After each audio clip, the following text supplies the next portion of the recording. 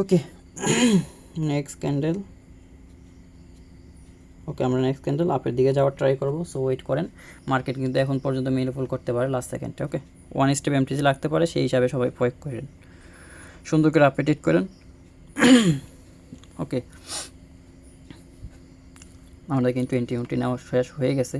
So এখন just আমাদের দেখার বিষয় যে মার্কেট প্রপারলি ওয়ার্কিং হয় কিনা। দেখেন অনেক সময় দেখা যায় আপনার মার্কেট প্রপারলি, বিষয় হলো ধরেন টার্গেটটি কমপ্লিট করেন। আমাদের এখানে 910 যে রাউন্ড ফিগারটা আছে এতটুকু পর্যন্ত কিন্তু ক্যান্ডেলটা একটু বাকি আছে।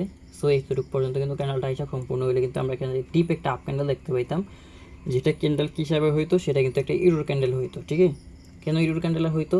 মনে করেন দেখা যায় ধরেন বড় বাইরে ভাইয়ে মারছে ছোটো বাইরে বাদ দিয়ে, অনেক সময় হয় না, বড়োটারে মারছে ছোটোটারে মারে নেই, এরকম হয় না?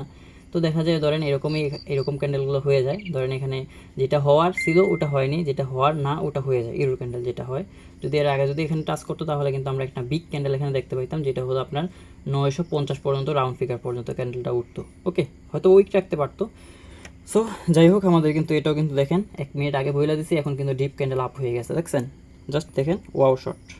ঠিক আছে গাইস, জাস্ট দেখেন ভাই, প্রত্যেকটা মার্কেট অ্যানালাইজ করতেছি, আগে থেকে বলতেছি, বলার পরে এন্ট্রিগুলো দিচ্ছি। তারপরেও যদি আপনারা কোনো সন্দেহ থাকে তাহলে তুম লোক চুতি হ্যাঁ তুম লোক উত্তর দক্ষিণে যাও। ওকে।